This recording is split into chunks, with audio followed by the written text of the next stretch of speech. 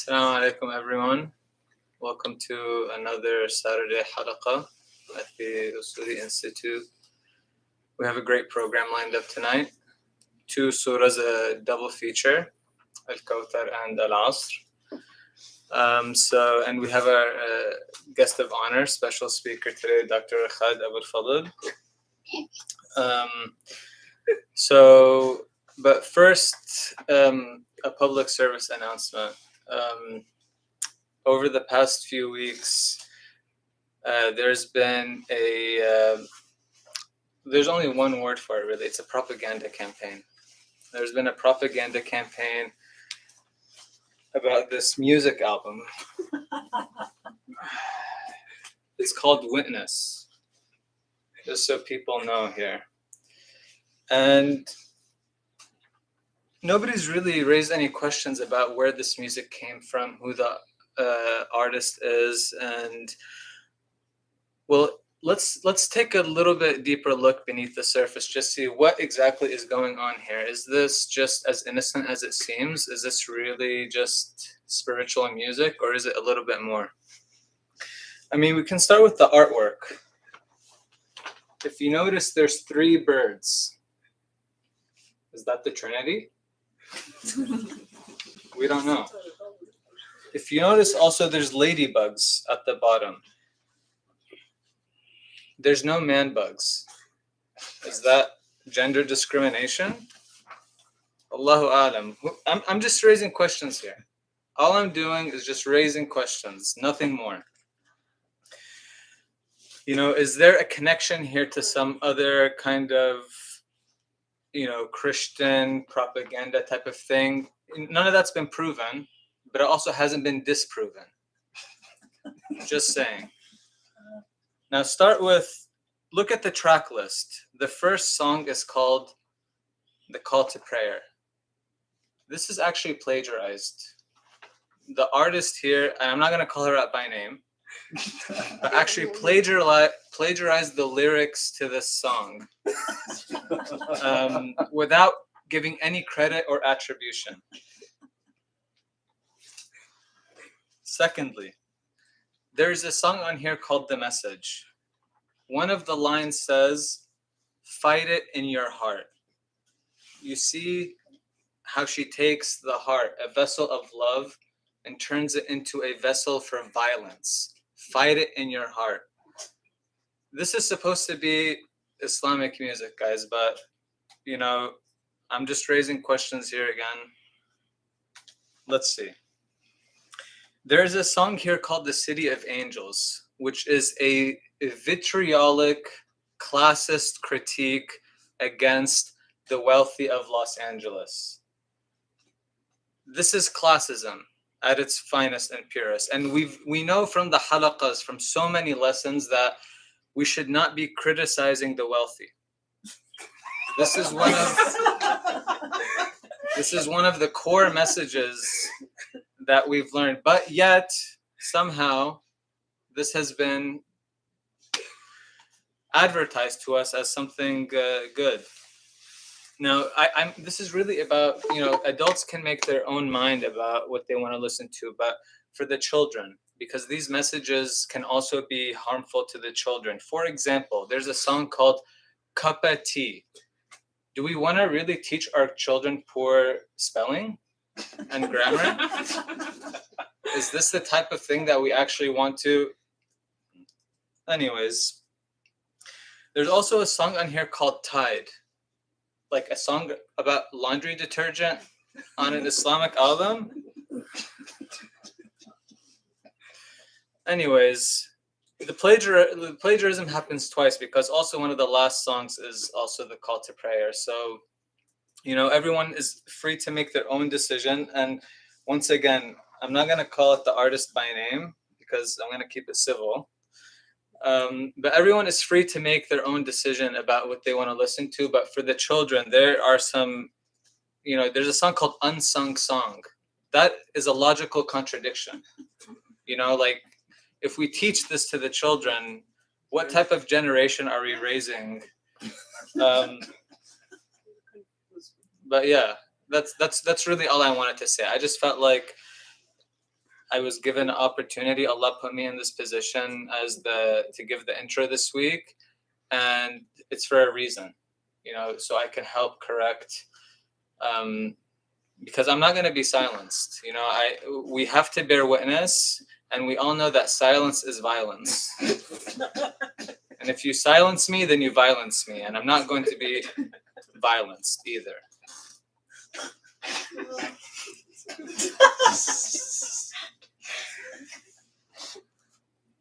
Okay, so now we can get started with the halaqah.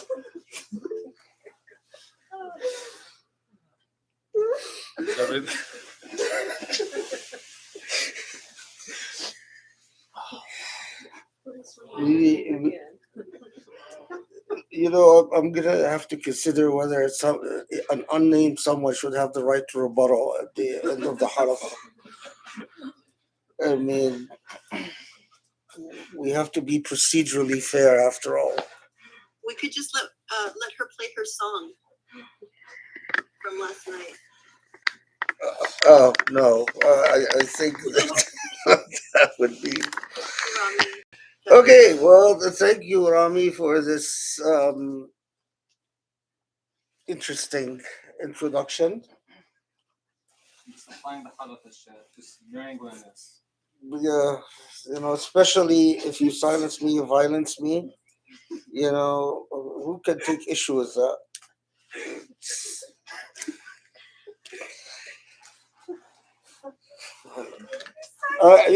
Allahumma inni sa'im, so it's you can't say anything. Alhamdulillah. Okay, Bismillah ar-Rahman ar-Rahim. Subhanallah al-Ali al-Azim, walhamdulillahi rabbil alameen. اللهم صل وسلم وبارك على الحبيب المصطفى محمد خاتم الأنبياء والرسل أجمعين المرسل رحمة للعالمين وعلى آله الأطهار الميامين وعلى أصحابه المختارين وعلى من اتبعوا بإحسان إلى يوم الدين. اللهم اشرح لي صدري ويسر لي أمري واحلل عقدة من لساني يفقهوا قولي يا رب العالمين. So inshallah today Surah Al-Asr and Surah Al-Kawthar, we're really getting down to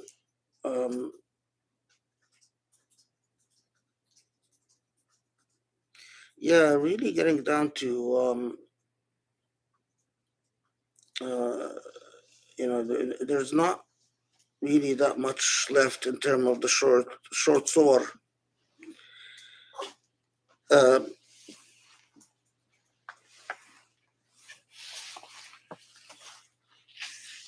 So we'll start with Surah Al-Asr.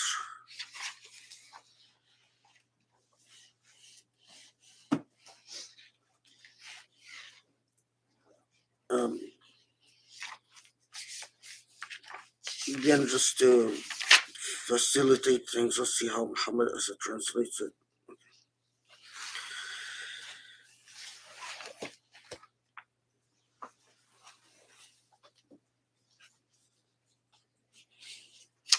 So both surah, although as we'll see with Surah Al-Kawthar, there's a bit of a debate about whether Surah Al-Kawthar is a Meccan revelation or a Medinian revelation. An interesting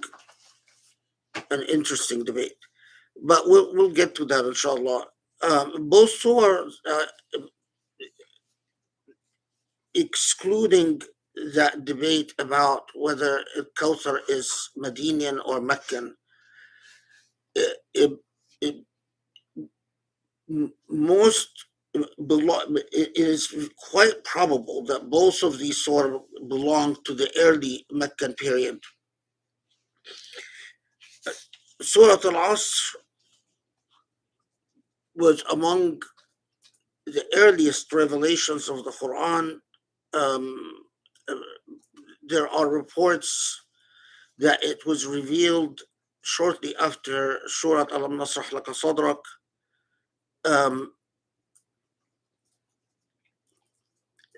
Which in order would make it the 12th, 13th, or 14th surah of the Quran. Al-Kawthar, in all likelihood, was revealed shortly after Al-Asr, so that it was Al-Asr in Surah Al-Adiyat, which we've talked about, Wal-Adiyat Rabha, and so on. So Surah Al-Asr and Al-Adiyat and Al-Kawthar. And that cluster of surah, and we know that the earliest surah of the Quran affirm affirm essential messages, essential moral, normative messages about values and about human outlooks and about the way Allah is teaching us to look at the world and understand and interpret the world that we live in, upon which everything is built. So everything that comes later in the Quran builds upon these essential outlooks. And they are, in my opinion, very much intended to work like in philosophical thought, you often refer to grand norms, or in law to principles of constitutionalism. In other words, that in order for human thought to be systematic and consistent, that the way human beings understand ethics and understand values is not to equate all moral values to one another. That's contrary to the way we live life and contrary to the way we experience life. Not all laws are the same or intended to work as the same, and not all values are the same or intended to work as the same, but there's a hierarchy of values. And as we said, that these earlier surah are supposed to be foundational, that shape and organize and structure your interpretation of all that comes after. Okay, so Surah Al-Asr, which we'll begin with, which in likelihood it was revealed before Surah Al-Kawthar anyway. So let's look at the translation for a second. Muhammad Asad says, consider the flight of time. Verily man is bound to lose himself unless he be of those who attain to faith and do good works, and enjoin upon one another the keeping to truth, and enjoin upon one another patience in adversity.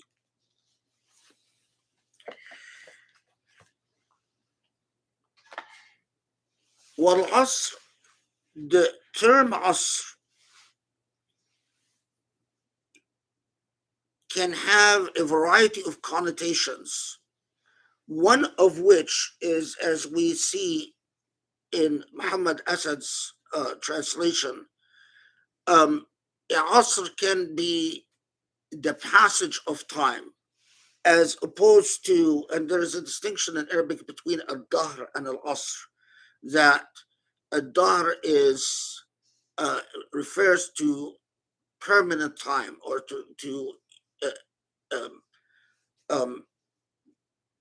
what is the word I'm looking for? Eternal time, while al-asr refers to experienced periods of time. Now, there's a linguistic and grammatical debate. Is it referring to necessarily days or weeks, but all of that doesn't need to concern us. one can comfortably say that what Allah, and there's also, I should say, a debate is whether Allah is swearing by time or Allah is alerting us to consider the way human beings experience time. And on this debate, as a number of scholars have said, there is nothing that convinces us that Allah is swearing by the division of time into experienced periods. But the more likelihood and the more convincing thing is that Allah is indeed, and what's consistent with the surah, as we will see, is that Allah is calling upon us to reflect upon the human experiences within every time period that people live through. And what is it about the time period that people live through, or periods?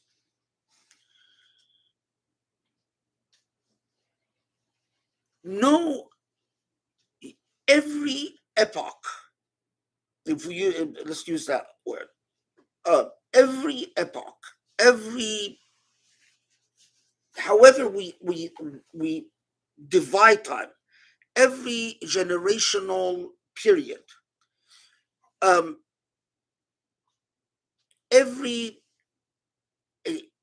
if centuries are themselves an invention of human consciousness and human perception. So however we see the coming of a century or a passing of a century, human beings consistently experience time overwhelmed by their follies. And that is why, Wal-Asr inna al-insana lafi khusr. What is the loss here? What is the khusr that Allah talks about? It says man is bound to lose himself, according to Muhammad Asad. Fi khusr. Al-khusr is a state of folly. It's not necessarily material loss, but it is a state of khusr is something that exceeds material loss. A state of khusr has the connotation of losing one's sense of purpose and losing one's sense of direction. So you experience time not as leading you anywhere, but in fact experience time in an artificial and false fashion. So what is the falsity and what is the artificiality in experiencing time that makes Wal-Asr inna al-insana lafi khusr? Is that all human beings, as they survive or experience the epochs in which they experience, human beings consistently gravitate towards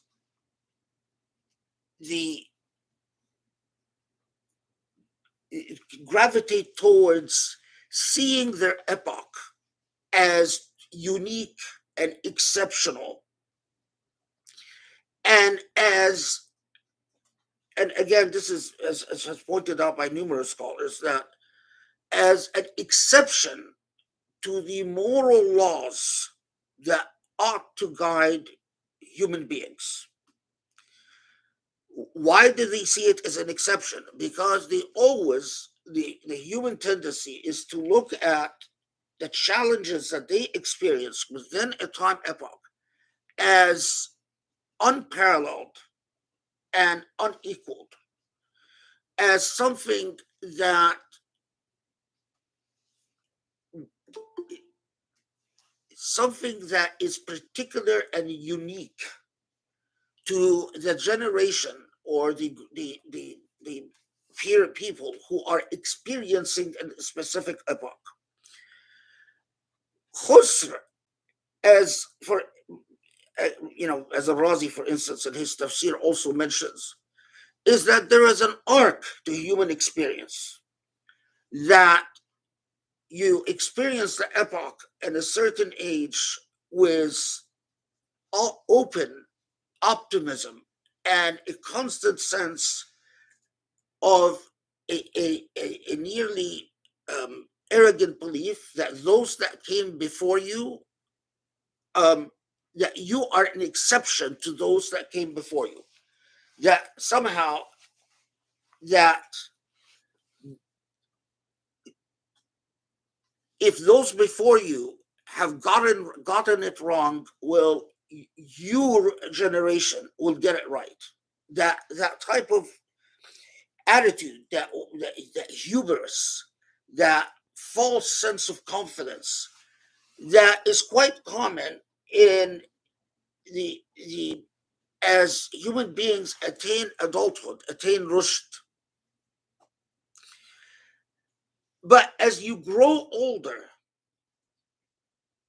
you this is old from Razi's arguments about the arc of age in the experience of the epoch, that as you grow older, you start realizing more and more that in fact you are not an exception to past generations, and that the same moral challenges that confronted generations before you and defeated generations before you are the same moral challenges that you are wrestling with.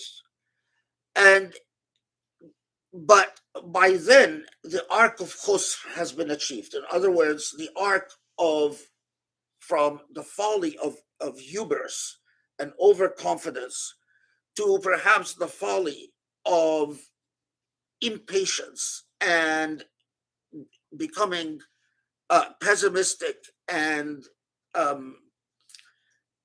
what is the word I'm looking for? Um,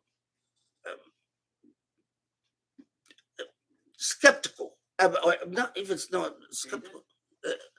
What did you say? Jaded. Yeah, like becoming sort of jaded about the moral possibilities of time. That human beings from one epoch to another repeat the same mistakes. There is a cycle of moral failures that each generation falls into.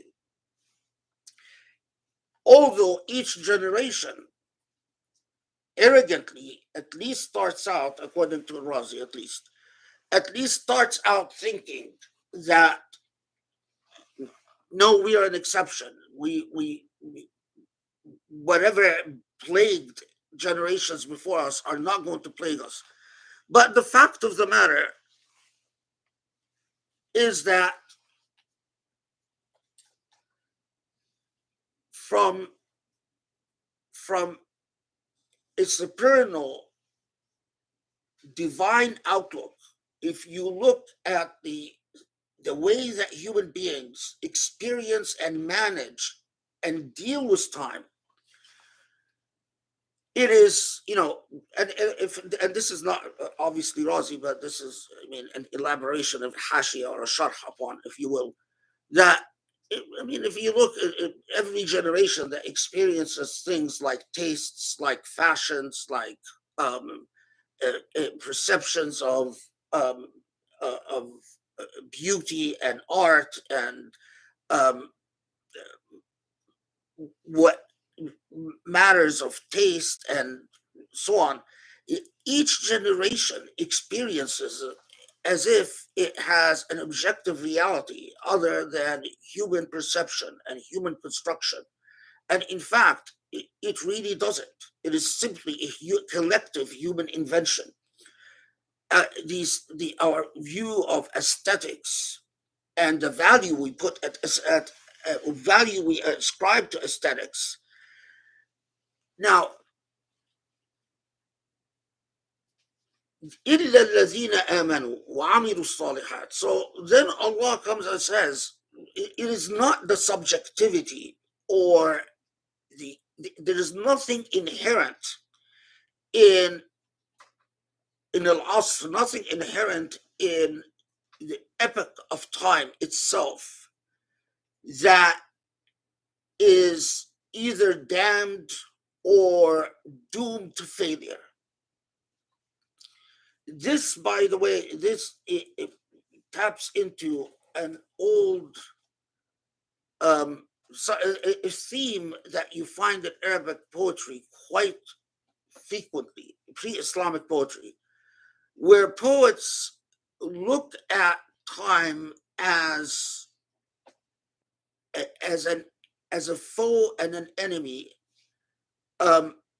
cursed by destiny. So that theme that I am cursed by destiny because time will always defeat the human beings regardless of their morality. And among the poets of Mujun, we took a step further. Mujun were the poets of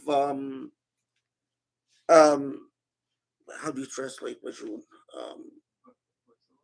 Mujun. The poets of, let's drink and have fun and be merry and the hell with it, because if we are all defeated by time, and if time is our enemy, and if it will defeat the moral and immoral equally, and if time is basically hedonistic, it's oppressive and hedonistic, whether you are virtuous or not virtuous, you will ultimately be defeated by time. Then there is no point, and the answer is absolute hedonism. So the Sha'r al-Mujun, which was a class of poetry that was well known, consistently argued that point. Hedonism, because it is the only thing that makes sense. So Surah Al-Asr, it looks to us like it's quite innocently just saying Wal Asr, but absolutely everyone that heard Surah Al-Asr at the time of the Prophet ﷺ knew exactly what it is taking on. And when it said in that insana lafi khusr, a lot of people would be inclined to agree that yes, time is oppressive and defeats human beings, and time is deceptive, and time is tricky because it gives you initially it gives you a sense of confidence, a sense of timelessness, a sense of space, a sense that you have a considerable amount of time to do all the things that you fancy doing. But then it pulls it pulls a trick on you that before you know it, it's gone. And before you know it, there's nothing special about you. And before you know it, all the things that you thought you are going to change in your time have not happened, were not achieved. And unless you have the things that Surah Al-Asr is talking about, then that defeat, that folly, that moral failure is in fact quite real. So what is it that Surah Al-Asr says? Is إِلَّا الَّذِينَ آمَنُوا. So first, to put at the center of time, to put at the center of every Asr, Allah subhanahu wa ta'ala. There is, as Al-Ghazali says in Al-Ihya, there is no way that people with true belief, real iman, can perceive, experience, or understand time the way that a hedonist, although Ghazali says that there are plenty of Muslims who are hedonists in fact, And he says that these people that their iman is suri, is artificial, superficial.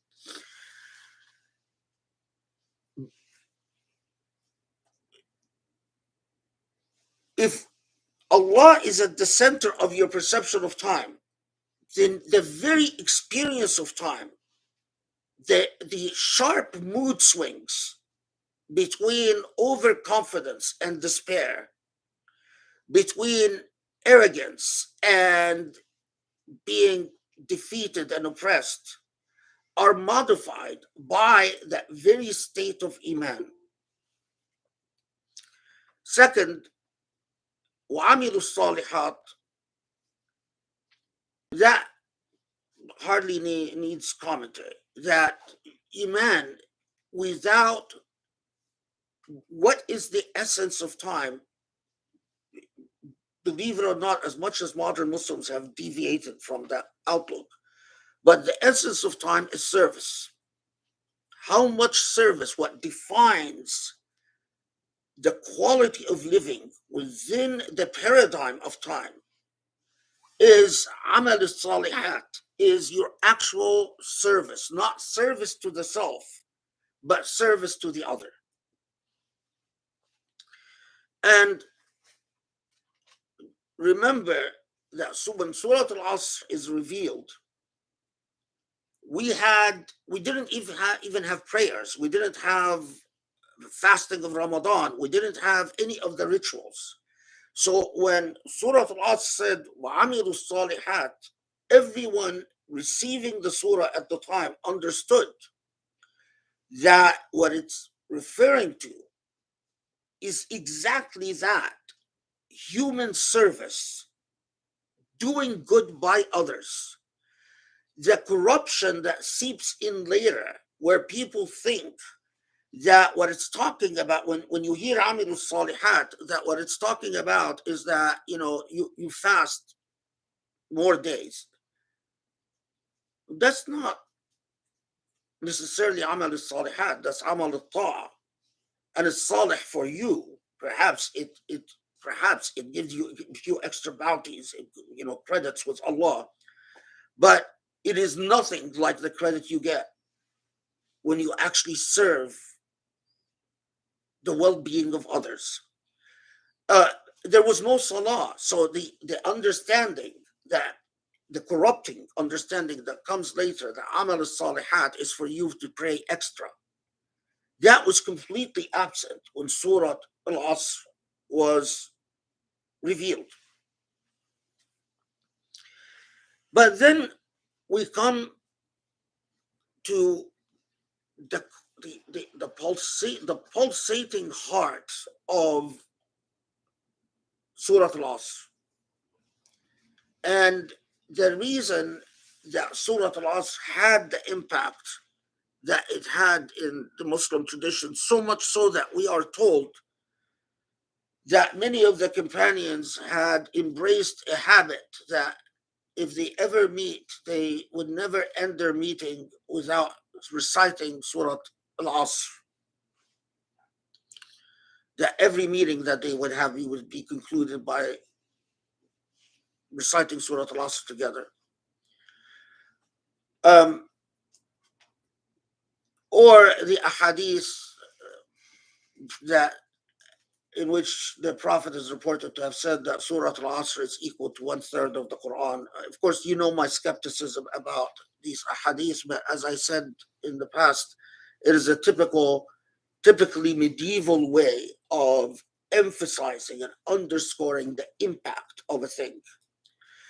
And so what are these two elements? Tawasaw bil-haq wa tawasaw bil-sabr. Now, of course, the grammar here is very interesting, because at-tawasi bil-shay' is not the repetitive talking about something. So if you and I always meet for 10 years, and every time for 10 years we talk about building let's say a well or digging a well. So 10 years, every time we meet, we talk about digging the well, but we've never actually taken a step to dig the well. Has there been tawasi about digging the well? The answer is no. That's not tawasi.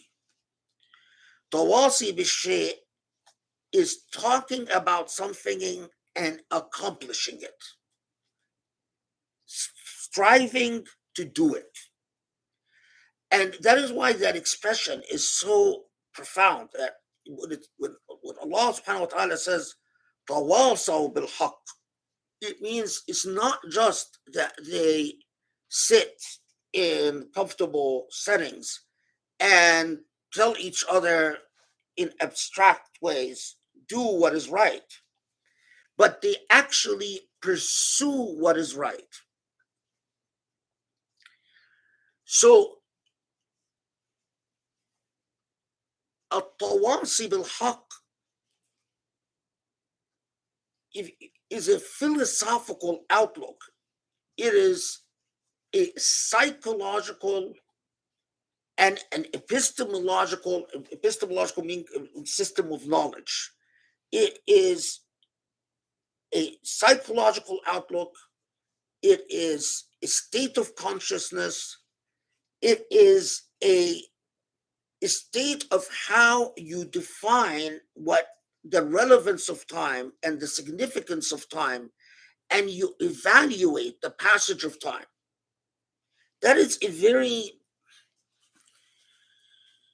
how we relate and evaluate and connect with the passage of time is one of the in the field of social psychology, that is as core to consciousness as you get.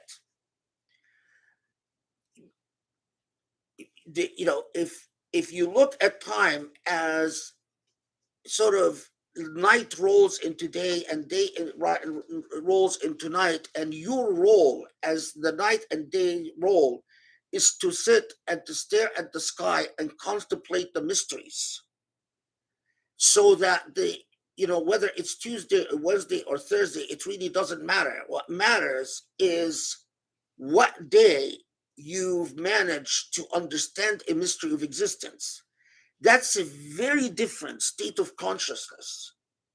That one where you wear a watch and you are always conscious of, well, now it's 2:00, now it's 3:00, now we're 2 minutes late, now I have to move, go here. A state of the way you relate to time. If the way you relate to time is, well, if I spend 24 hours in one spot, not moving, the way I relate to myself is that I am dying, that I need to move to feel that I'm alive. I need to go from point A to point B. I need to go from here to there. It's very different psychology and state of consciousness, and it's a very different system of knowledge than if your attitude of time is that the more I spend in one spot, the more I relate to with this one spot, the more I deepen my relationship to space and time.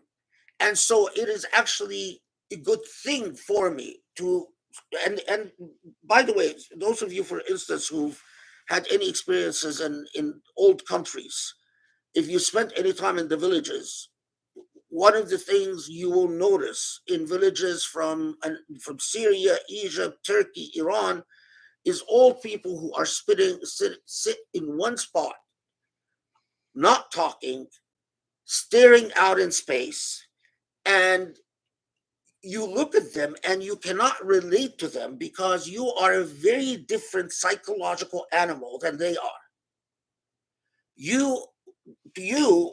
What the heck are they doing? Why are they just sitting there always sitting in one spot, seeming to stare into nothing, talking to no one talking to them? And even when to you, you hardly can recognize that as relating to time. That's very different than someone like you who probably has a watch, who's probably constantly looking at a watch, who probably, if they sit in one spot and not move for a few hours, they start feeling like, they're being haunted by demons or something. So, but what the Quran comes and does, and it says what should be common, what should connect all of you to the passage of time, to Al-Asr, is al-tawasi bil-haq, is to join one another. It is literally, the theory of Western thinkers that, theoretically constructed this whole idea of civic society, human beings coming together. And of course, in Western theory, the artificial contract, if you will, or that human beings all come together. Why? Because they discover they need one another, and they need one another from a selfish perspective. Like, I can't chop woods, so I need to but I can cook, for instance. So if the person who can cook can get with the person who can chop woods, I give up something, they give up something, I gain something, they gain something, and that's the basis of our cooperation.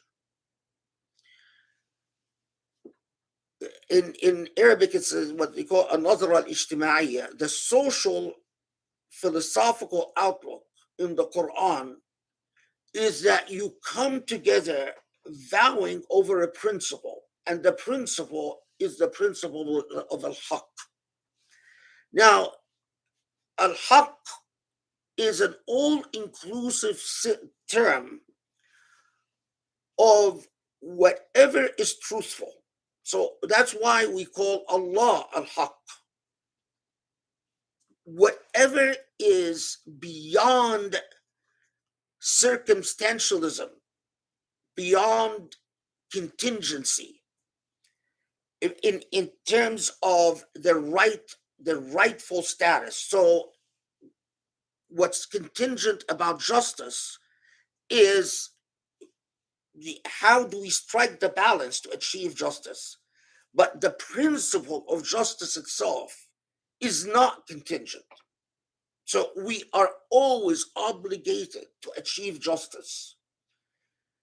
And that is why justice is al-haq. Think of all the moral values that are imperative, from an Islamic point of view, they derive their imperativeness from the divine.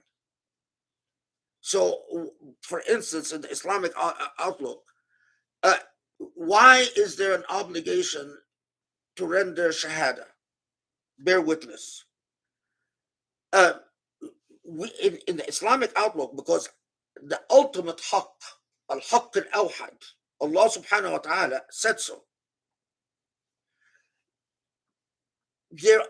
And modern Muslims, to the extent you want to understand how alienated modern Muslims have become from the Quranic ethic and the Quranic outlook, is that if you tell them, name the derivative hukuk from al-haqq al-awhad, the basic derivative hukuk in Islamic moral outlook, very few Muslims would be able to name anything.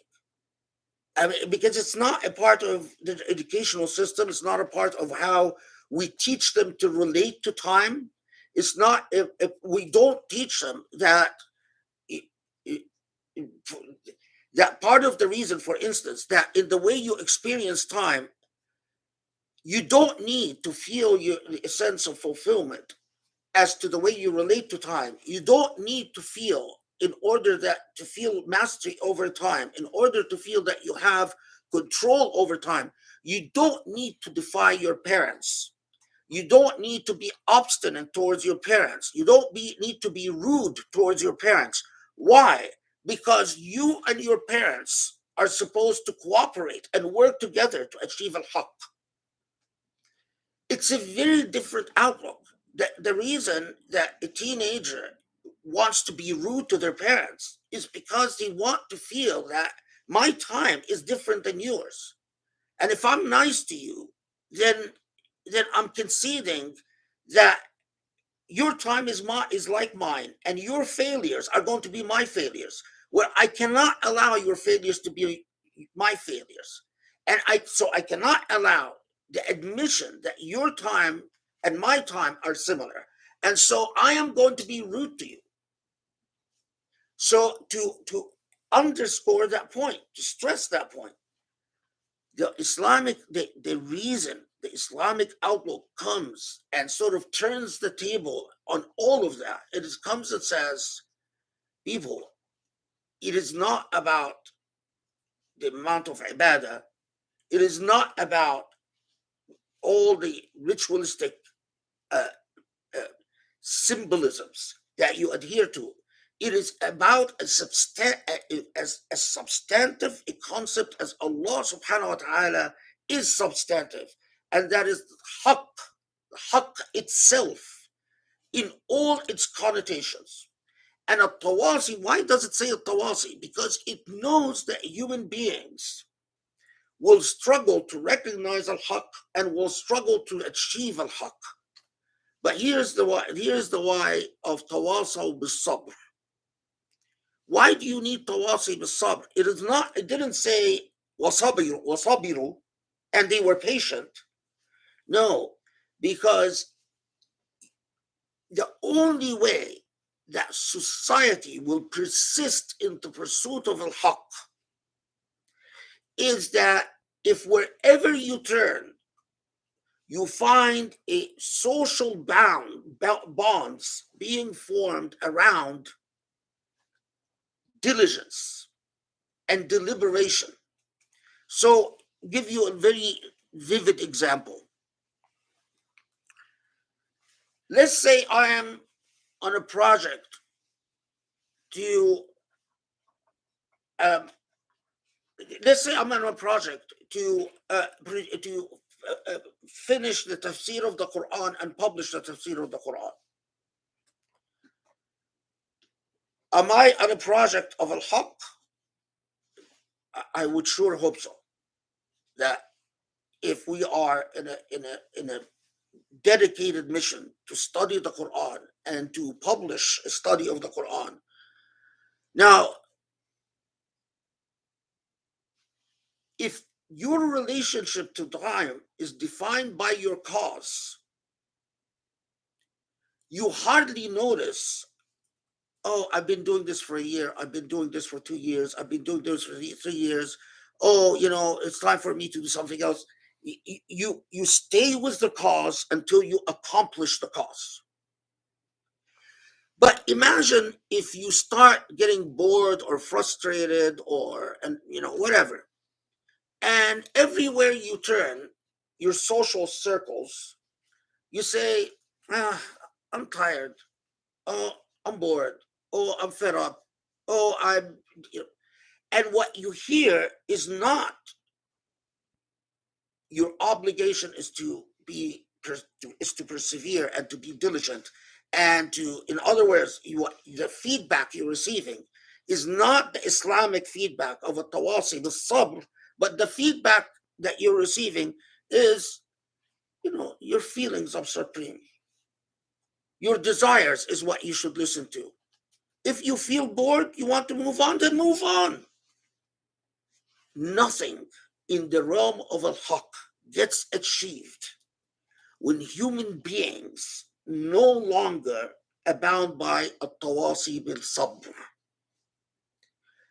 In the same way that every time I would approach my grandmother and my mother, rahimahumullah, may Allah bless their souls both, and every time I would have a complaint that had to do with any Islamic principle,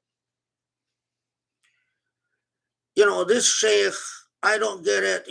I've tried to impress him so many times, and he's never impressed by me, and it just makes me feel like that he has just no time for me, and he always picks someone else to be the reviewer in the halaqah, which is sort of a point of prestige. And every single time I would go to my mother and grandmother, and I knew exactly what they were going to say, as-sabr. It took me ages to understand how wise their advice was. Get over yourself, because what matters is it about haqq, and what is sabr? If they heard something from me that it touched upon this issue of haqq, like I'm complaining about something immoral, then they no longer counsel the sabr. We had situations like that where I went to them and I said, my complaint is XYZ, and it was something about morality. Someone doing something really wrong. And I never heard them counsel a sabr. Take action, because your obligation to al-haq is sacrosanct. In fact, you cannot serve al-haq except through al-haq, meaning you cannot serve Allah subhanahu wa ta'ala al-haq al-awwal wal-akhir. You cannot serve the supreme haq except through the venues of al-haq,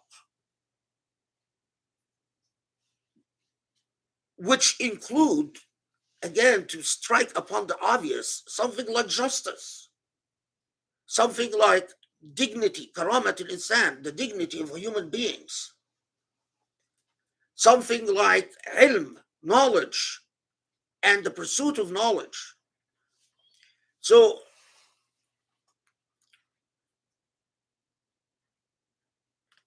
I've already mentioned that the habit of the Sahaba, that they would always recite Surah Al-Asr, and when you reflect upon why they made it a point that whenever they meet, they would always end the meeting with reciting Surah Al-Asr, or numerous narratives about the blessings of a Surah Al-Asr, if you want, numerous in the Islamic tradition, numerous discourses about, like one of the who was it that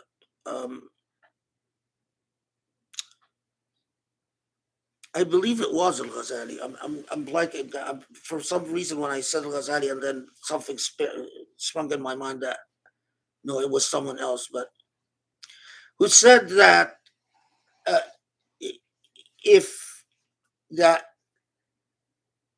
in Surah Al-Asr is the summation of the entire Islam, and so that if a Muslim knew nothing of the Quran but the Fatiha and Surah Al-Asr, it would be enough for them.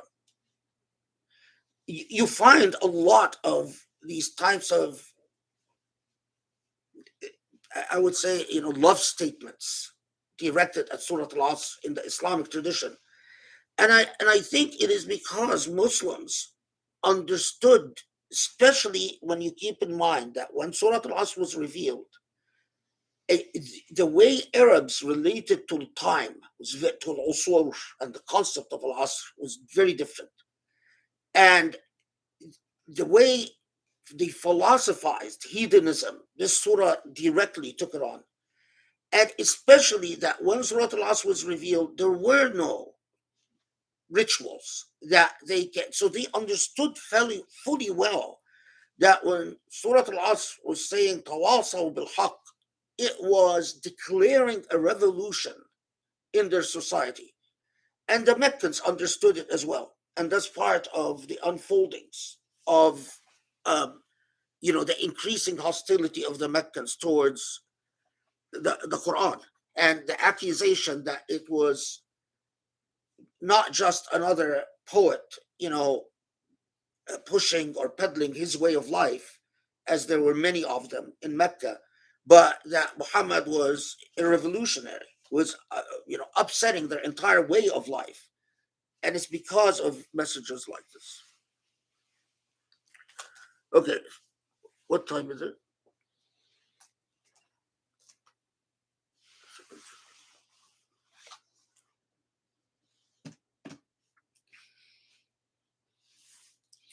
Surah Al-Kawthar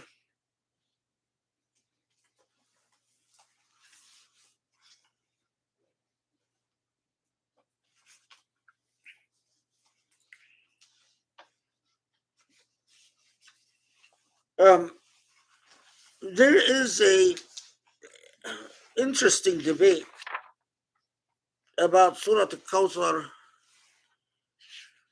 Where is it?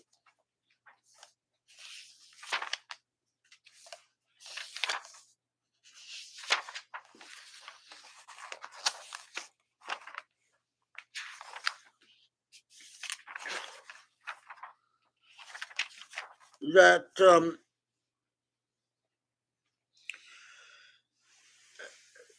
Ibn Abbas and Qatada both report that Surah Al-Kawthar is a Medinian surah, and the report further says that they were sitting in the mosque in Medina when Surah Al-Kawthar was revealed, and then they described the Prophet ﷺ, his first reaction to receiving Surah Al-Kawthar. And of course, the fact that they say that he was sitting in, or they were praying or sitting in Masjid al-Medina, makes it then a Medinian surah. The problem with this narrative is manifold. One, it's contradicted by the majority of other narratives, so that we have cumulative narratives from many other sources that say that no, Surah Al-Kawthar was revealed shortly after Surah Al-Asr in Mecca.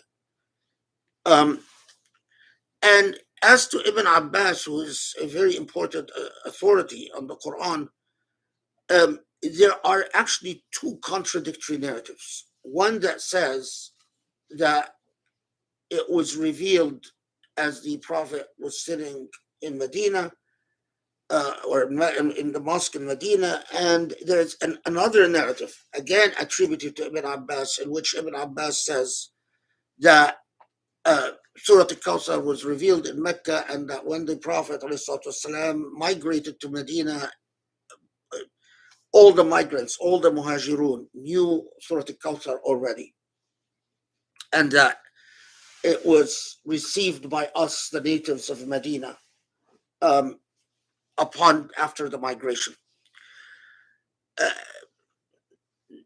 Does it make a difference? There is a technical point that has to do with how we interpret two words, fanhar and abtar.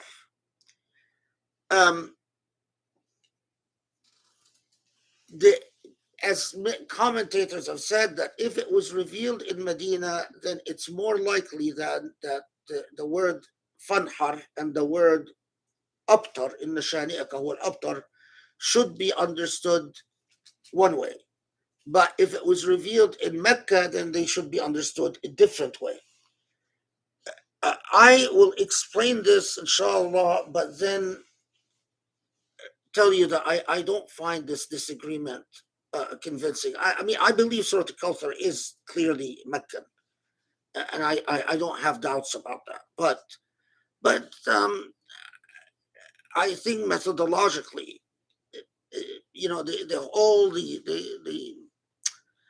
all the material about, if it was in Medina, the word fanhar has to mean something.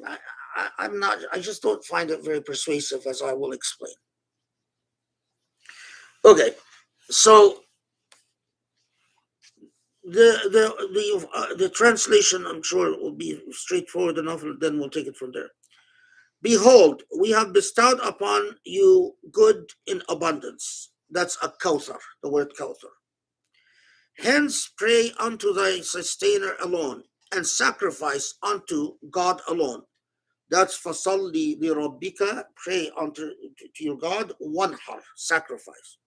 Okay. Inna sha'ni'aka huwa al-abtar. Verily, he that hates you has indeed been cut off from all good. Okay. That's the way Muhammad Asad translated the word abtar. Okay, so first, very short, very succinct, and also with a very powerful message. And that's why I also think that it is among the foundational surah of Mecca. Inna a'tainaka Kawthar. So first, what is there is, if you look at something like um, Tafsir al-Mawardi, al-Mawardi will tell you that there's no less than 9 different interpretations given to the word Kawthar. And obviously, I mean, I've done this tafsir line by line, so if you want to, in my line by line tafsir, I went through all the different interpretations. We don't need to do that. But the basic sort of disagreement is Kawthar, the word Kawthar refers to whatever is bountifully good. Like it's like an excess of good, a lot of good. The word kathra comes from the same root as Kawthar. Kathra means an increase or a lot. Kawthar is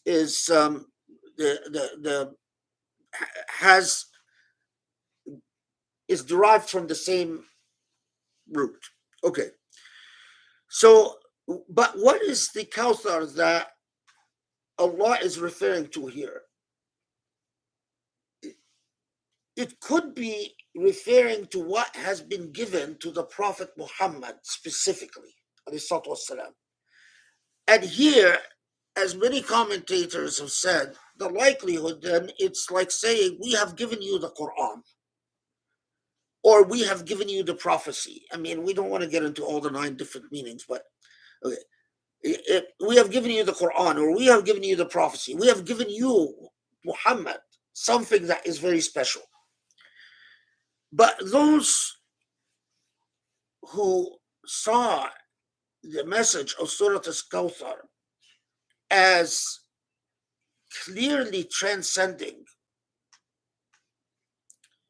just what has been given to the Prophet ﷺ, said, and I agree with this view, that what it's talking about, it's not just talking to the Prophet ﷺ, it is talking to human beings who are believers, those who said, I believe, and are now going to be following the Prophet of Islam.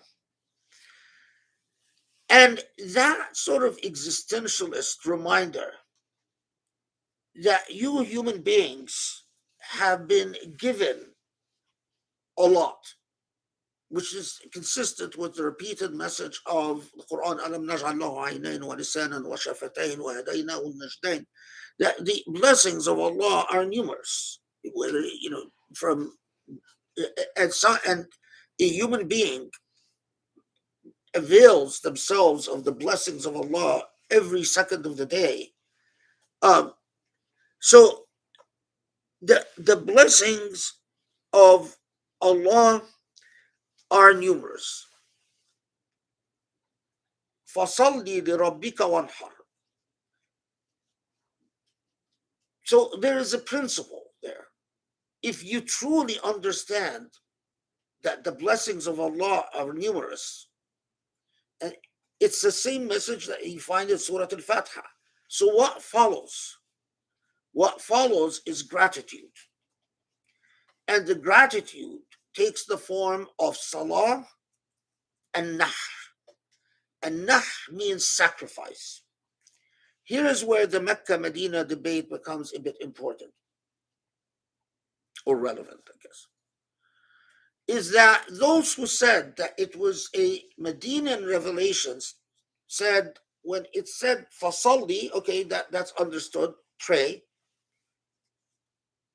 And those who said that it was revealed in Medina said it's referring to the 5 prayers.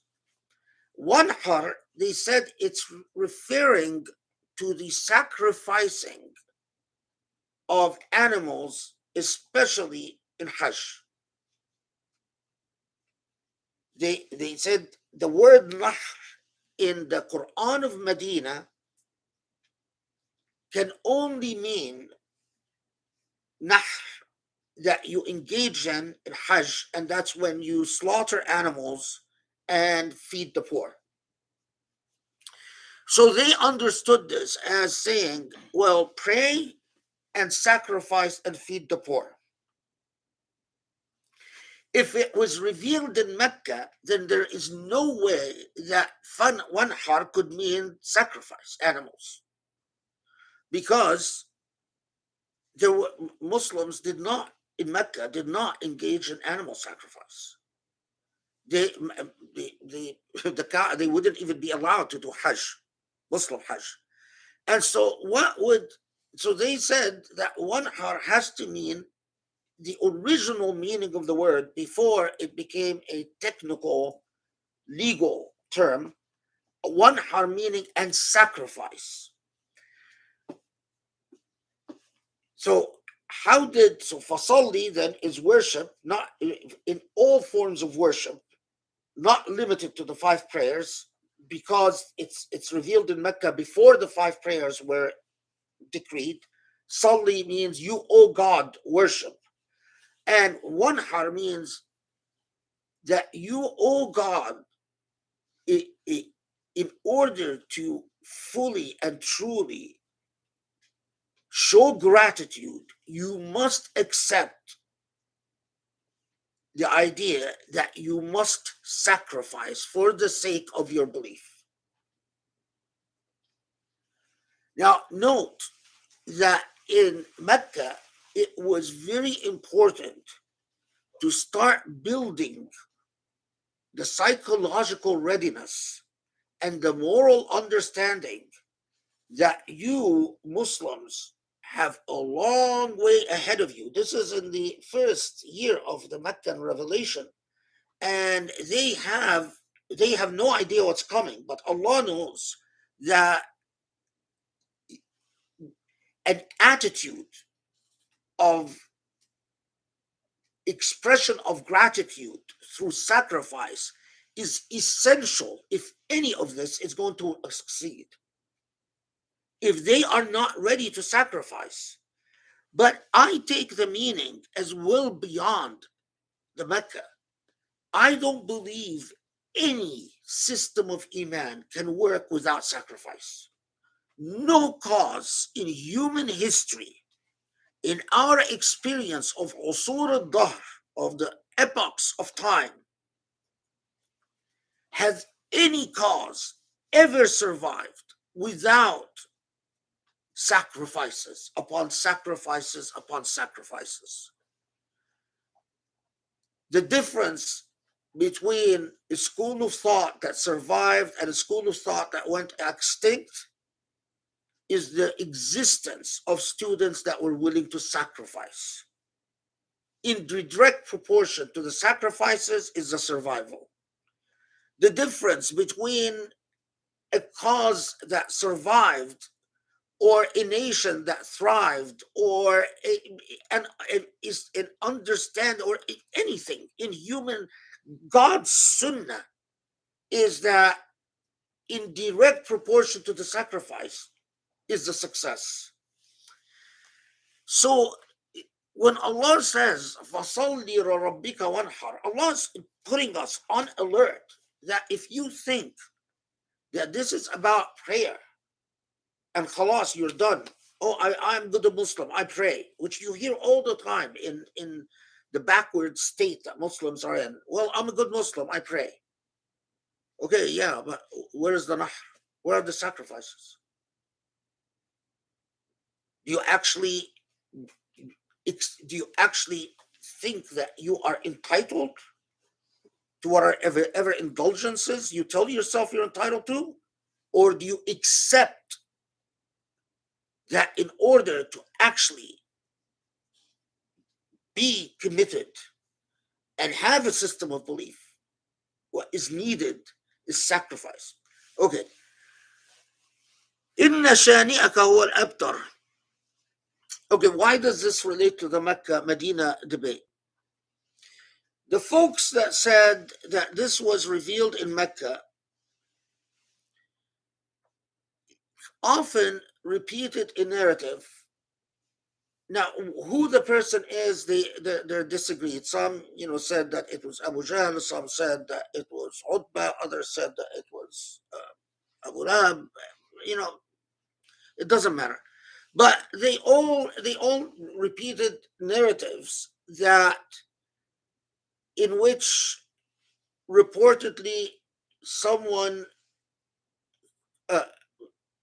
insults the prophets, the Prophet ﷺ, and some of these votes then say, well, when it says "Inna shani'aka wal abtar," in one of the reports actually that one of them suffocates the Prophet ﷺ, that tries to, and that so what it's saying that it's saying you're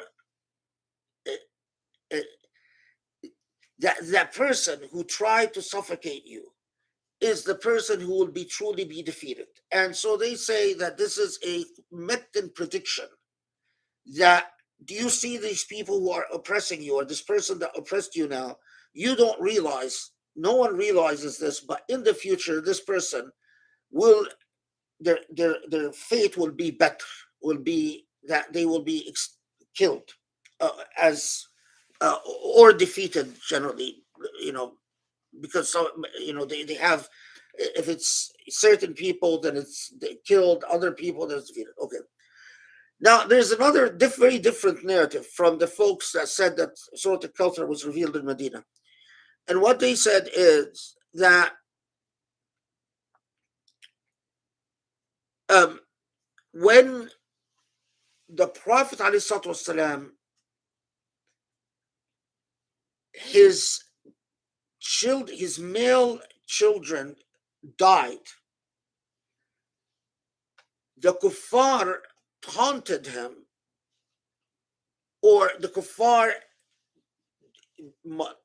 said Butira Aqub Muhammad, that they bragged about or gloated about that Muhammad has no progeny. His line, his lineage will die with him. And that when Allah says, Inna shani'aka huwa al-abtar, let's see if I'm sure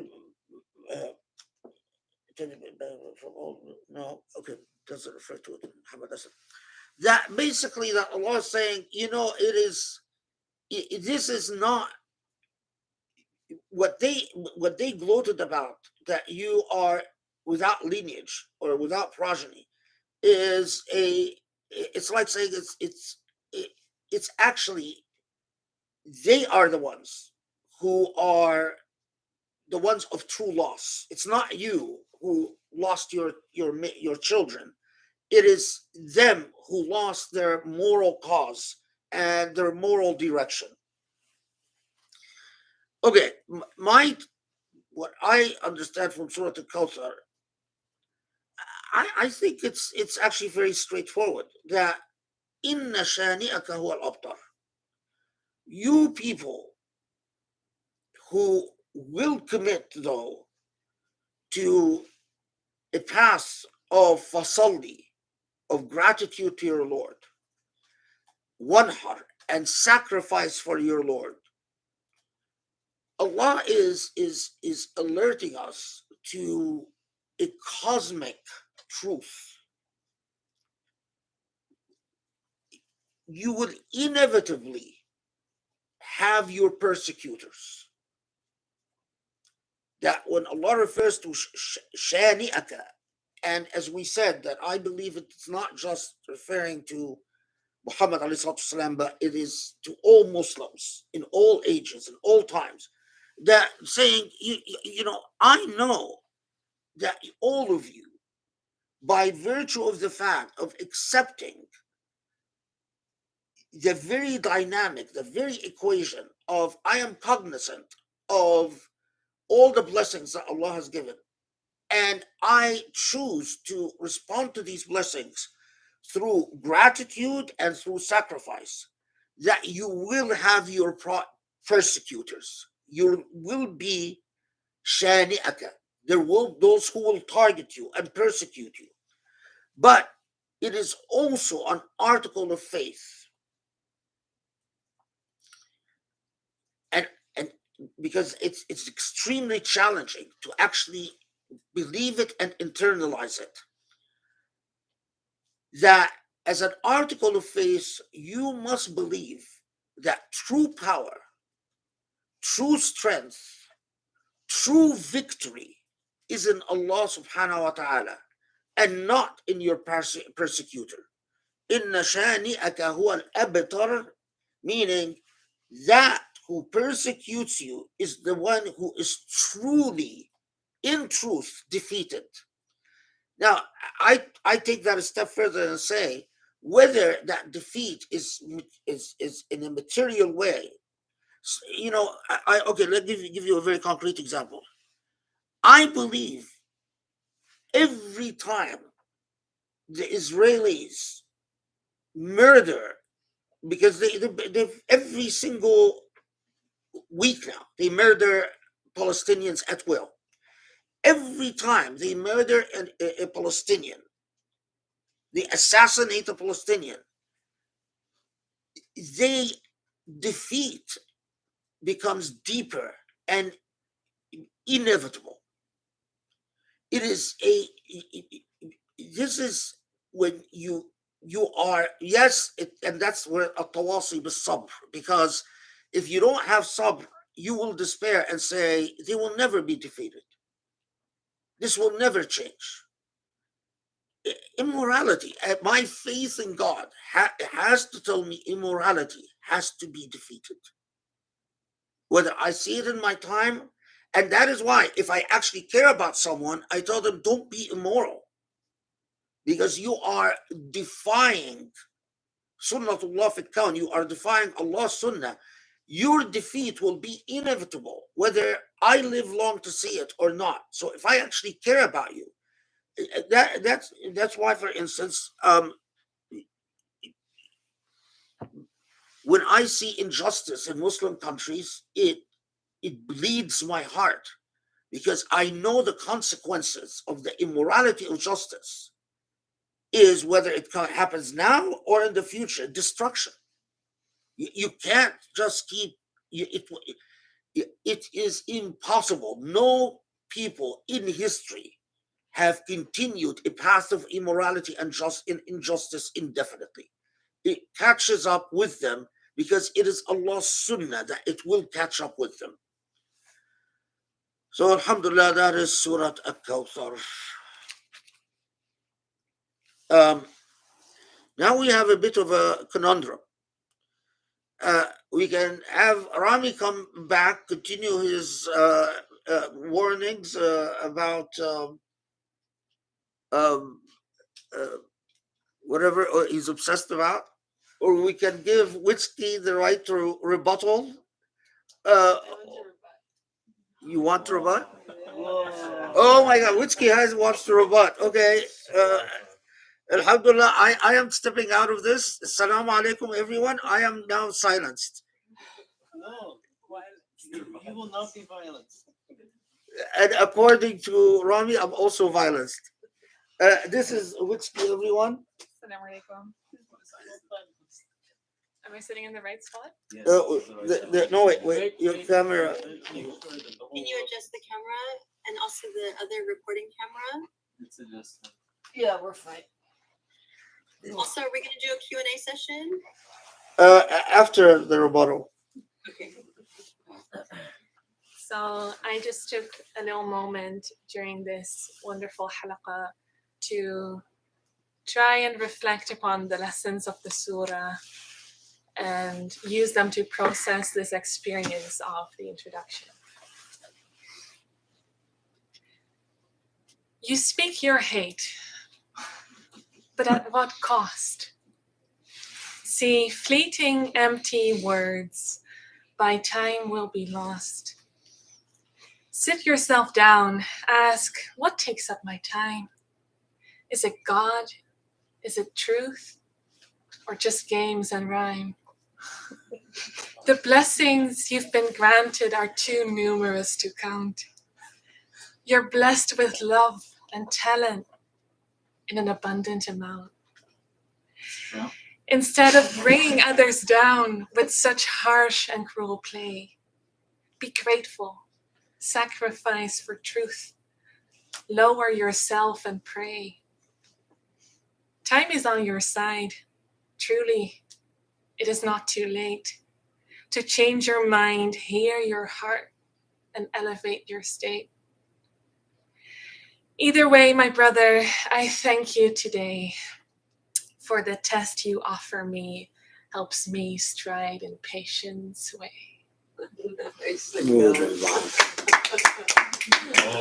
Okay, guys, for you who are not initiated in the battles of that go in the affairs that go on Suli, I will.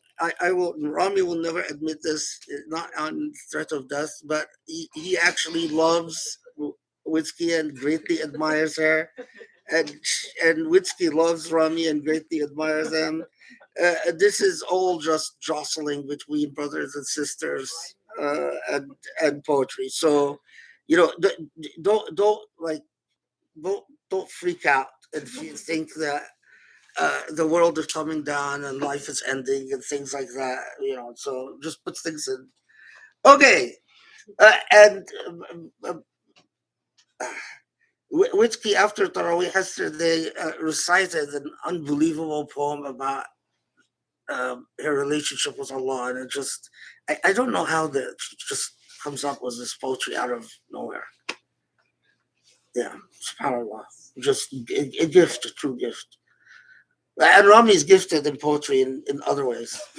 Yeah, just a different angle of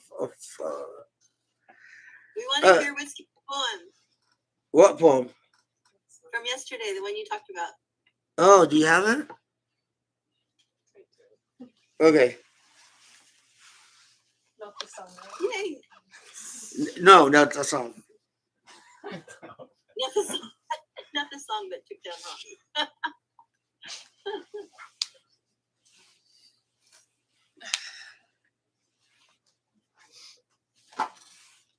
Okay, so the poem is: whenever my eyes dwell upon the earth, or my ears wander through your loving words, it is as though the chain around my heart, the shackle locked in grief, is torn apart.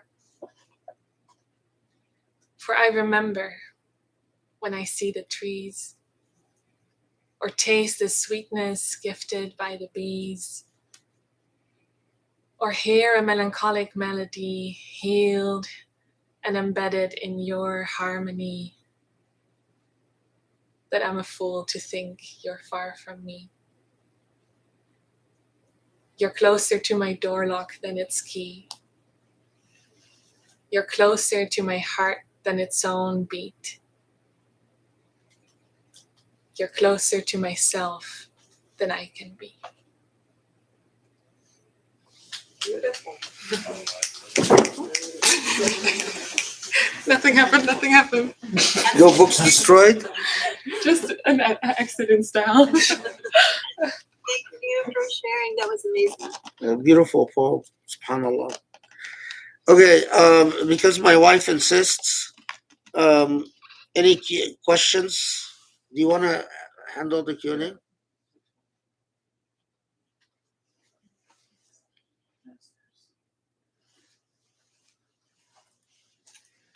let Rami whip out one of his beautiful poems too, because No. he's really talented. No, I can't. I don't want to. I mean, let her have the spotlight for a moment. I don't. I don't want to overshadow after. Okay. How do I open? Are there any questions? Okay, the first question that I have is, how do I deprogram my children after listening to Witness?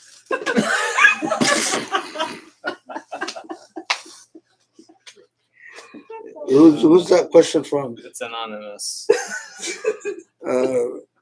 Is there I refuse to answer that question.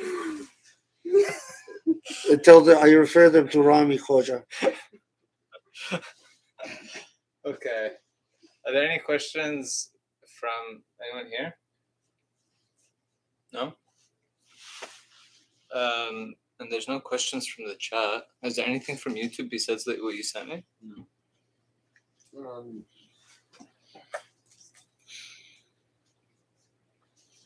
No. How close is it to iftar? A couple of minutes. There's a couple of There's minutes one more? question here, but this looks like it's the only question. For Surah Al-Asr, you mentioned that Muslims are no longer taught the derivatives or moral derivatives from Al-Haqq Al-Awwal. What are these derivatives? It's not a single list, but it is moral concepts that in Islamic theology that necessarily exist because of al-haqq al-awwal, because of al-haqq, al-haqq meaning the truth of the divine truth. So for instance, the Islamic God, when I say Islamic God, meaning the Islamic understanding of God as God explained God's self in the Quran, God as God presented God's self to muwahhidun, to people of Tawheed, to monotheists, that this God is just. And so the existence of a just God makes justice a derivative value. The existence of this God makes truth a derivative value, that lying can never be morally praiseworthy. Even if lying under certain very rare circumstances can be exceptions to the law, meaning لضرورة من الضروريات, for a necessity that you tolerate a lie. Like for instance, if I feel that telling someone that their loved one have passed away right this minute will lead them to have a nervous breakdown, so I postpone telling them until they are in a better situation to handle it. That type of thing. But we know the imperative of truth. We don't engage in utilitarian evaluations of do we say to speak the truth or not speak the truth, because of what Al-Haqq said about the nature of Al-Haqq and the nature of Al-Haqq to truth as a value. Others, like the very idea of ihsan, or the very idea, which is, I'll give you this, actually it's a good example, the idea of al-wud. Now al-wadud can mean a number of things. Among these things is al-wadud is the loving, al-wadud is the caring, al-wadud is the friendly. Poor English translation, but I think it will do for now. What is amicable and friendly.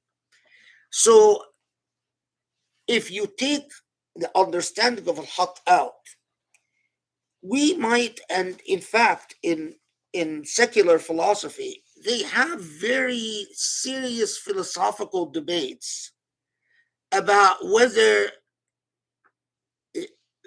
wood, meaning being friendly, is an ethic, is a moral value at all or no. Why? Because if you take like just secular philosophy, God is not a part of it.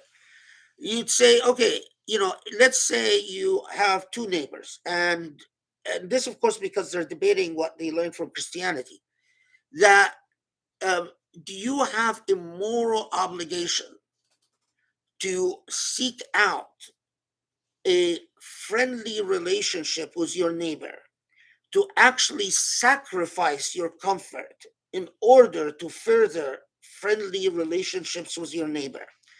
Well, the Bible told them they do, but in secular philosophy, so much ink has been spilled on deconstructing what the Bible has said, that, honor thy neighbor. They say, oh, that doesn't make any sense. Why should I honor my neighbor? Well, and it's so much philosophical stuff about, how it's a false paradigm, how, if it's one thing if I'm going to benefit from my neighbor, but, just to honor my neighbor, even if I'm never going to benefit from my neighbor, even if I'm never going to need my neighbor, what type of nonsense is this? But in Islam, al-haq, who is al-wadud, who then imposes the moral duty of wood, and al-wud means that we are obligated to extend that quality of friendliness to the other, uh, because it's a moral imperative derived from al-haq. So it's one way to teach this, if we were restructuring our educational systems, right, is to start students first at the very elementary, one of the very, very elementary books that talks about the basic moral qualities that derive from al-haq, or from al-sifat al-ilahiyya. And as they progress, you introduce them into a more involved text, because they range from like a very elementary, something that was written just an introduction to the lay people that would be taught by shuyukh in halaqat after Jum'ah in the before colonialism, to sophisticated multi-volume works that work out all the philosophical issues and derivatives and so on, that were mastered by doctoral students of theology students in higher studies.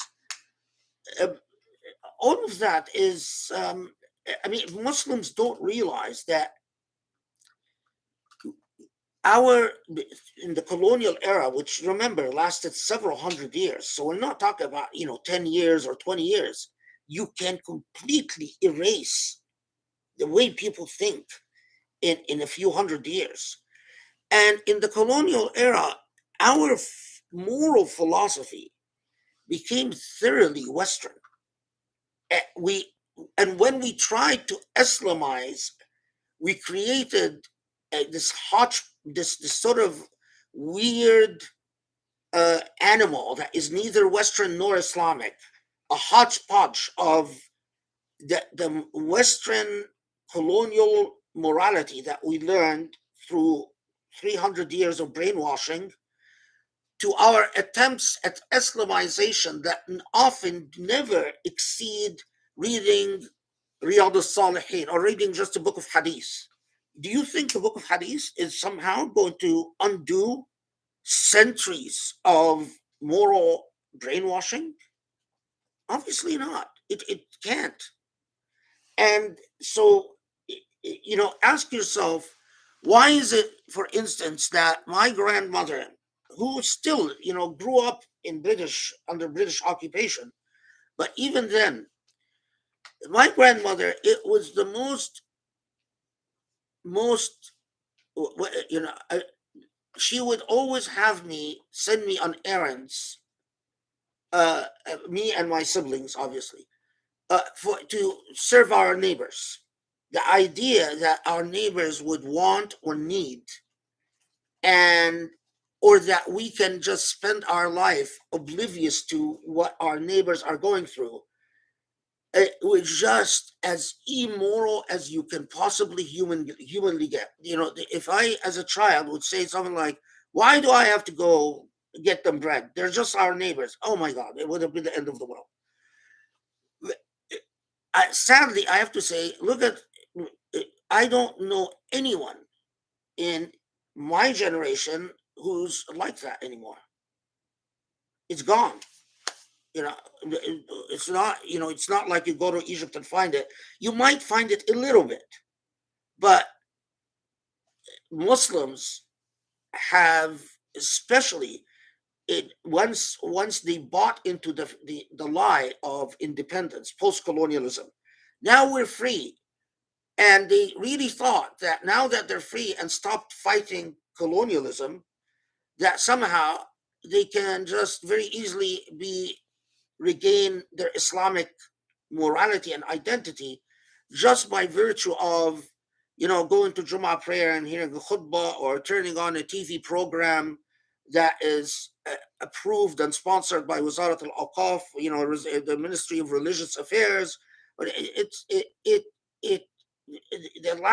the post-colonial generation was the periods of the since colonialism were periods of intense alienation of Muslims from their culture, because if they had lines of resistance when colonialism was, because they wanted to defy colonialism, so they kept many of their madrasas open. They continued to defy by studying certain traditions and certain texts, etc., etc. Once colonialism said, okay, well, we're formally not there, Muslims woke up to the reality that, the vast majority of Muslims, and this is Muslims, including Muslims from Egypt, Syria, Saudi Arabia, you name it, any.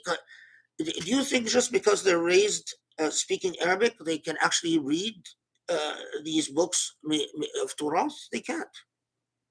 The vast majority of the books of Torah, because they're Arabic, in fact, a student that learns Arabic in other words, starts in college and studies Arabic for the express purpose of doing scholarship with these texts, is probably more capable in handling the Arabic of these texts than someone who was born, raised Arabic speaking, went through the Egyptian school system, for instance, or even Saudi school systems. I mean, I meet Saudis all the time, and I'm shocked. I mean, they're specialized in law. They're coming to the U.S. to get a master's in law or a doctorate in law, and I discover when I have them in class that their English is much better than their Arabic, far better than their Arabic. And when they do research, I discover that they really, when I tell them, read مقدمة um, um, مقدمة الغزالي في أصول الفقه on حسن القبح, and I discovered that the vast majority of students just cannot penetrate that text, no matter what. That's, I mean, you defeat a civilization first by taking away its language. Everything else follows. If someone told me, what would be in Arabic, learning of Arabic, mastering Arabic is very important, because our intellectual product was written primarily in Arabic, and then in a secondary degree in Persian and Turkish and Urdu.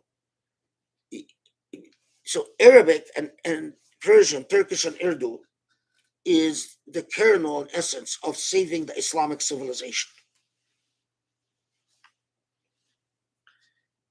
Grace reminded me to ask you about your engagement with these two surahs.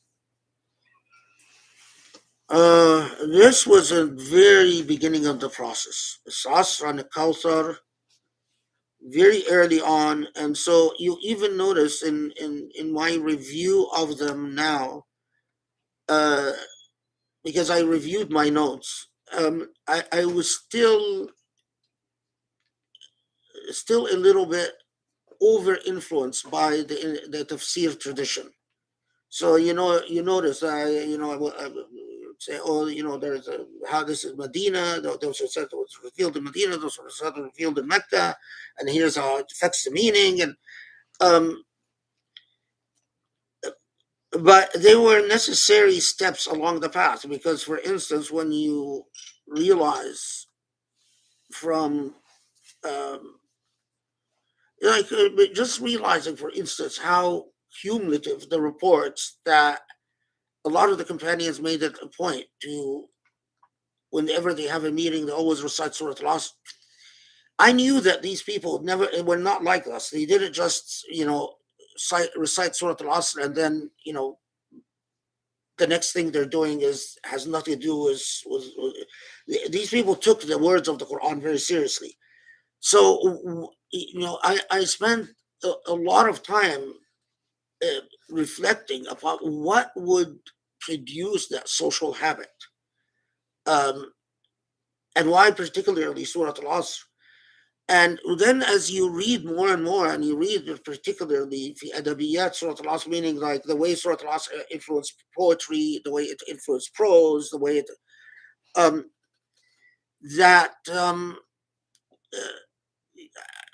that they really, they as I said, that Tawasi bil Haq was really nothing short of a revolutionary call. That the way I'm going to relate to you is not in terms of whether I like you or not, is in terms of our relationship as to our collaboration for the sake of Haqq. And then when I later on realized that, for instance, that how this literature was connected to what emerged soon after, the idea al-hubb fillah, that I love you in the way of God, or you are my brother in the way of God, or you are my sister in the way of God. And unlike us, they took these ideas very seriously. I mean, the minute someone would say, I love you in the way of God as my brother, they became inseparable. And so you always then and historians would record that such person was such person became the brother of such person, or such person became the mawla of such person. So it's significant enough that it would even be recorded in the annals of history. That when you realize that what was essential for this step is the relationship in haqq, is that it's as if these early Muslims, what they learned from the Prophet is, I don't want to hear if your habits and your tastes are synchronized, or in synchronicity. What is the expression? Yeah, synchronized with. Yeah, with such and such person. I want to know how you collaborate in the mission of Haqq. That's a revolution. That's exactly how a revolution is. And so, yeah, these were very early Surah, but they were, when you start a mission and your first excitement was Al-Fatiha. Maybe we'll talk about this later, but my second excitement was shortly after Al-Fatiha was Qul huwa Allahu ahad and Qul ya ayyuhal kafirun. And then Surah Al-Asr and Al-Kawthar, I don't remember if it was like my third or like fourth, meaning, was there something in between these? But I did Al-Kawthar first, and then I did Al-Asr. So I actually studied them in reverse order than I presented them.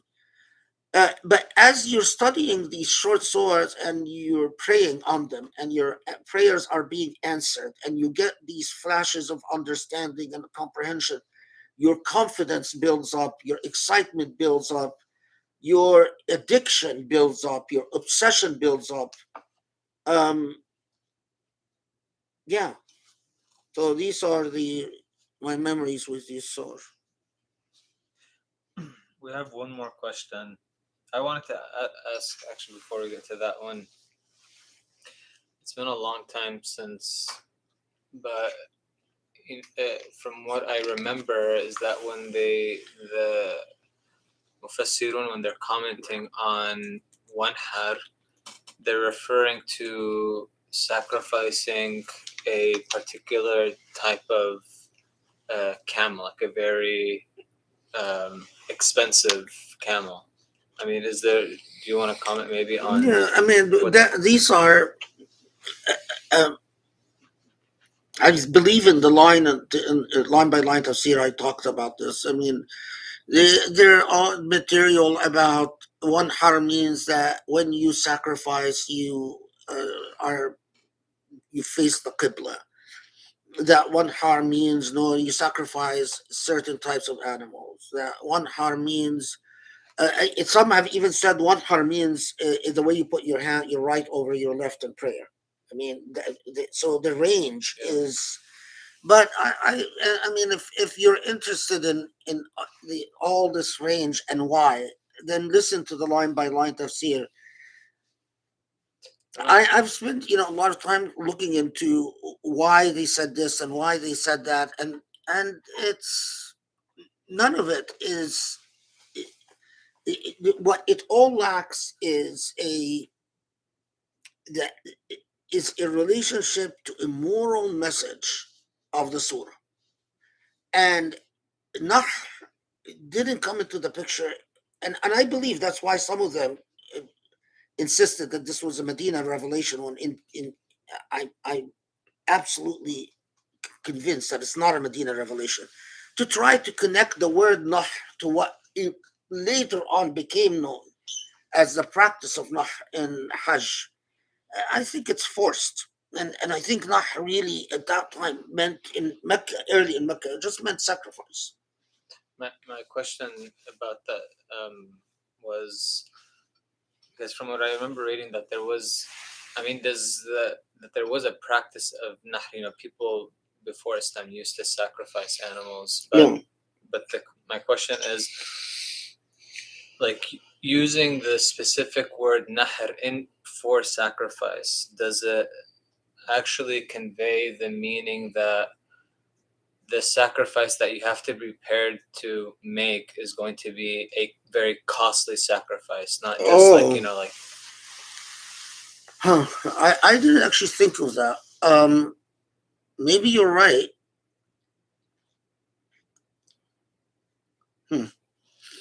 Maybe you're right. I didn't think of that. I mean, Wanhar, granted, you don't refer to sacrifice as Nahr unless it is substantial sacrifice, just linguistically. So minor sacrifices cannot be referred to as Nahr. So is it not just substantial sacrifice, but even really costly sacrifice?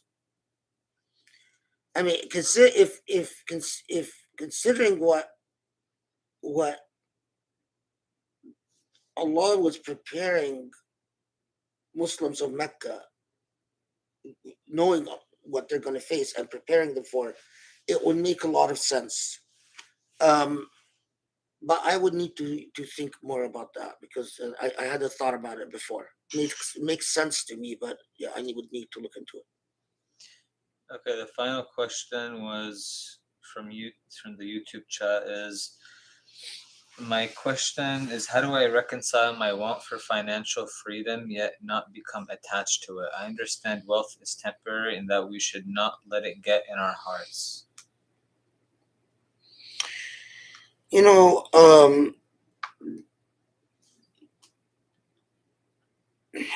SubhanAllah, I mean, Um, yeah, money is without a shadow, I mean, without a doubt, the one, if it's probably the hardest fitna is money. Um, there are all types of people who might pass every test, but not the test of money.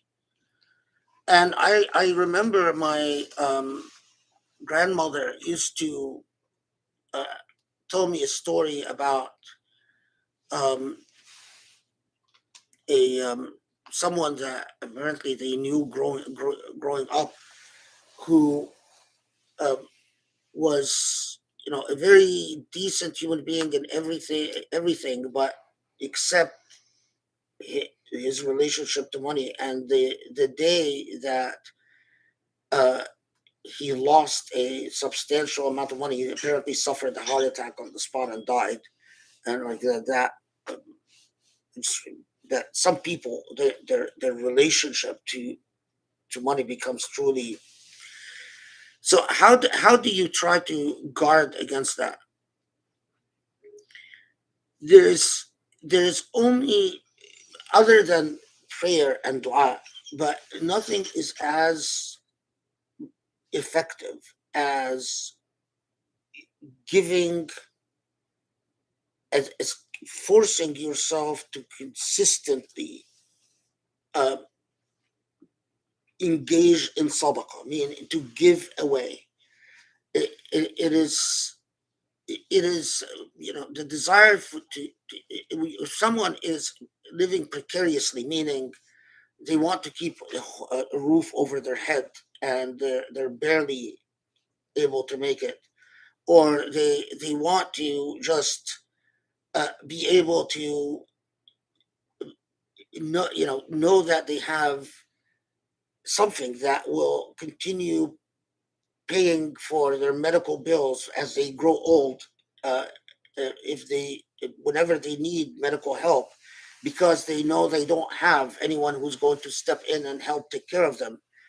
That's not um, uh, that I think that's a healthy concern, and continuing to wanting to be able to save money, but always in order, so that the process of saving money in order to literally earn Allah's blessings, so that Allah will bless this money, and Allah will help this money multiply in blessings and only be spent on what is good. Constantly purify your savings through by sadaqah. Um, every time you do sadaqah, you purify whatever money that you hold. And so it's not that anyone, it's not an Islamic ethic to tell you you have to, you know, of course, it's not that the expectation is that you give away everything, so that it is that you constantly purify, and whenever and be harsh with yourself, that the and very frank with yourself, that if you, with that question, I mean, am I now holding on to X amount of money because I really feel unsafe, or but my conditions are unsafe, or is it because I um, have become addicted to that sense, or that of. And if you are not sure that you can be truthful, I mean, in the old system is that you have a relationship with a sheikh, or someone who's very pious, like a parent or a grandparent, who is also moral, who's not going to just say something to please you. Um, that if you can't make the call yourself, that you go to them and say, "Here are the facts. Help me make the call." I mean, that's part of, the is that modern philosophy tells us, defer to no one, trust no one, because you are your own God. Well, that doesn't work Islamically. And Islamically, we need practice in in being in examples in life to look up to, and to not live as isolated moral islands, but to engage our morality through God-fearing, pious, righteous discourse and engagement. And this is the tawasul part, that if you live as an island, I and only I who is qualified to make the moral call as to whether I am acting righteously or not, then you're as good as lost. No one can exist this way. No one. I mean, I'm not even sure that the companions of the Prophet ﷺ could have existed this way. If you look at their seerah, the extent to which they counseled one another, and sometimes in ways that are shocking to us, because they were often harsh with one another and very into one another's privacies. Um, um, that's a tawasi. That's exactly a tawasi. Now, of course, it's challenging because we live in an age where you just do your due diligence. Don't just trust anyone. Just do your homework. And, uh, you know, if uh,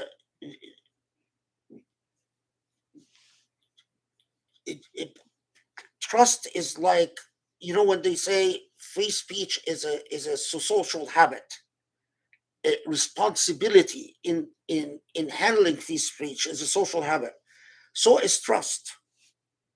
The reason we are so bad, we make so many mistakes when we trust people, is because we don't have a lot of practice. The way post-colonial society has conditioned us is that we don't, so we don't have much practice with the whole dynamics of who do you trust and who do you not trust, and what are the warning signs, and how do you protect yourself, and um, but nevertheless, always keep in mind that counsel is part of the moral process. You are never anyone who has themselves as their own moral judge solely and exclusively has a fool for a judge. If you make yourself into an island and you say no one can judge me but me, then good luck. You'll have very rude awakenings in the hereafter. Um, we are social animals. لِتَعَارَفُوا. And التواصي بالحق is that we have to build relations of trust where we expose ourselves to moral criticism and moral feedback and exchange. So it's not it's not just I'm on the receiving end. But yeah. Okay, Okay. another question came in. Do you wanna? You have to break fast. Okay, go ahead, ask. But it's the last one. Okay. This will be the last question. I think it's similar, so you might be able. When it comes to having a healthy concern with finances, how do we provide goods and services in a way that makes these services financially accessible to the poorest amongst us, while also being able to pay for our own needs, especially in a day and age when Islamic financial vehicles like Al-Kawthar are rare? Yeah, that's I'm not sure. Yeah, I mean, there are parts that are complicated and parts that are not complicated. We live now, so we know that the Rohingyas, for instance, are really facing on the brink of mass starvations. So are the Yemenis. Uh, we know that many Syrian refugees in the Idlib region and in the camps in Turkey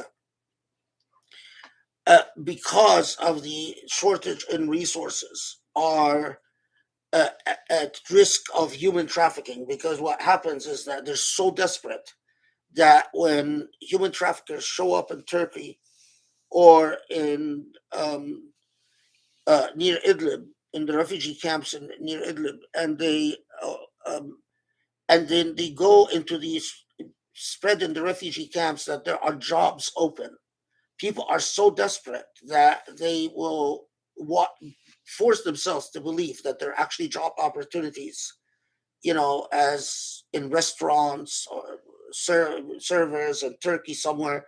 And of course, when they show up for these jobs, they disappear forever. Um, so I'm just saying that that's where the money helps, because it helps convince these people that they can feed their children, and they shouldn't take such dangerous risks because they're so desperate.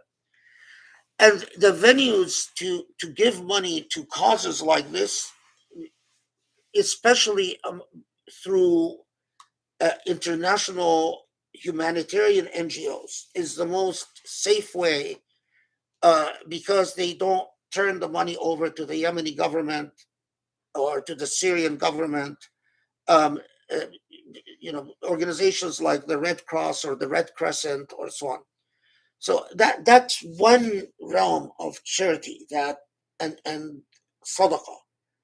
The other is one where you need to invest research, and that's supporting local Muslim organizations, like organizations, for instance, that provide shelter for abused Muslim women, organizations that um, Muslim educational organizations like Usuli, for instance, that require that you invest some time in knowing how to use money and for what causes and what purposes, and being satisfied that these are good causes and good purposes. And I can't tell you, um, only you and Allah um, know what would pose a financial danger to you, meaning you're giving too much. But I can tell you that my belief and my conviction is that um, the, that it is matter of faith and trust in Allah, that Allah will take care of you, that Allah will care for you, and that I can do without the money, but I cannot do with Allah's grace.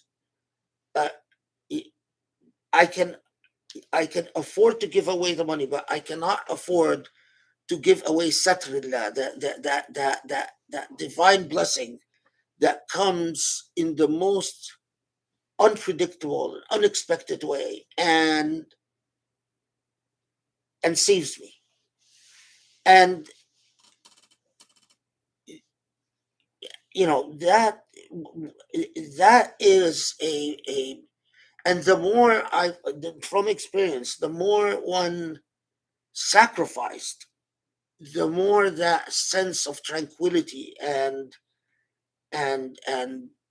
assuredness in a it's as if Allah personally speaks to you, uh, telling you when to worry and when not to worry. As we say, لن يضيعك Allah, that Allah will not waste you and or cause you to be lost. Um, but I've it is you know it is always, in my experience, it is always the rich that are the most concerned. Are it is sorry it is always the ones who have the strongest conscientiousness about not giving are always the people who actually don't have much. And it is always the rich that should be concerned. Like the ones who should be worried that they're not giving enough are the ones who don't worry. And in my experience, it's the ones who have this like serious sense of, oh, maybe I'm not giving enough. It's usually the ones who don't have much. But we don't want to discriminate against the rich. We don't want to discriminate against the rich, of course. That's Rami's philosophy, newfound philosophy. Okay, and it's go do iftar and pray Maghrib, inshallah. Okay, so we're gonna start live streaming Taraweeh tonight. Oh, we will? Okay. Yeah, but just so people. Okay, so normally the Taraweeh starts right when Aisha starts in Columbus, Ohio time. So if people want to look that up online to know when to log on to the live stream. But tonight we still have to do Maghrib and you have to eat. And it's right now it's 8:24. So what time do you want to do Taraweeh at? 9:15. 9:15? You think that's enough time? Yeah. Is that enough time? Say 9:30. 9:30? If we're gonna go live, say it's between 9:30. Okay, 9:30. All right, so 9:30 sharp. At 9:30, but for all other days it's right at Aisha at that time for those who want to log on. Yeah. Okay. Alhamdulillah. Alhamdulillah. And thank you, Rami, and thank you, Whiskey, for your very valuable contributions and for your, I am sure, love concealed poetry. You conceal your love very well, but thank you for everything. Okay, and thank you guys being with us. Assalamu alaikum.